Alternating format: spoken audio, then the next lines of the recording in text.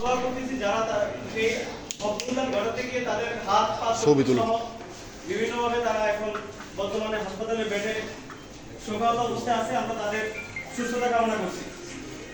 আমরা শুরুতেই মহাগ্রন্থ আল কোরআন থেকে শুরু করব। আমাদের কোরআন থেকে তেলাওয়াত করবেন আমাদের সম্মানিত ইমাম সাহেব, রূপায়ণ টাওয়ারের সম্মানিত ইমাম সাহেব কোরআন তেলাওয়াতের মতো আমরা প্রোগ্রাম শুরু করব। ইমাম সাহেব।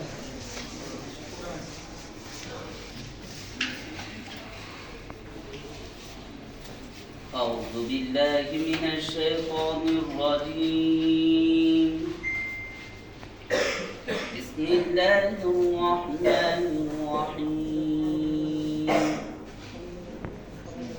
وقال نوح رب لا تذر على الأرض من الكافرين ديارا إنك إن تذرهم يضلوا عبادك ولا يلدوا إلا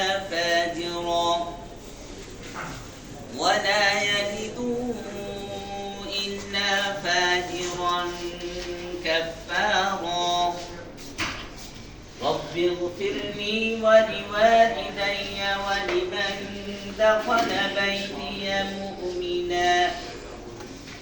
ولمن دخل بيتي مؤمنا وللمؤمنين والمؤمنات ولا تزد الظالمين إلا تبارا صدق الله العظيم.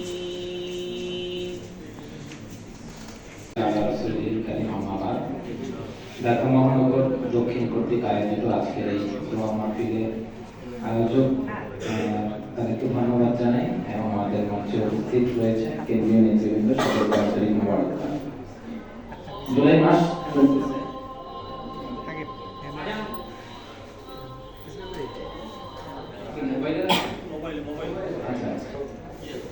জুলাই মাস চলমান, মাসটি খুব আমাদের কাছে গুরুত্বপূর্ণ। পাশাপাশি এই মাসের একটা আরবি মাস রয়েছে, মহররম মাস চলতেছে। ইসলামের দৃষ্টিকোণ থেকে মহররমেরও একটি অনেক গুরুত্ব এবং তাৎপর্য রয়েছে। পৃথিবীর ইতিহাসে 12 মাসের ভিতরে 4টি মাসকে আল্লাহ পাক সম্মানিত করেছেন।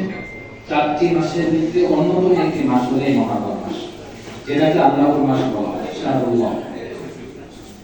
তো মহররম মাসের ইতিহাস এবং গুরুত্ব পৃথিবীর 16 লক্ষ থেকে যত আম্বিয়া কেরাম রাসূল আগমন করেছেন সকলের কাছে এই মাসটির গুরুত্ব সবচেয়ে বেশি ছিল। পাশাপাশি আল্লাহ রাসূলের কাছেও এই মাসের গুরুত্ব তাৎপর্য অনেক বেশি ছিল। আল্লাহ রাসূলের ইন্তেকাল হয়েছে 11 হিজরিতে। 61 হিজরিতে কারবালার যে ইতিহাস সংঘটিত হয়েছে, সেখানে হযরত হুসাইন রাদিয়াল্লাহু তাআলা জালেম শাসকের বিরুদ্ধে যুদ্ধ করতে গিয়ে সুশাসন প্রতিষ্ঠা করতে গিয়ে 72 জন, তিনি সহ 72 জন শহীদ হয়েছে, শাহাদাত বরণ করেছে।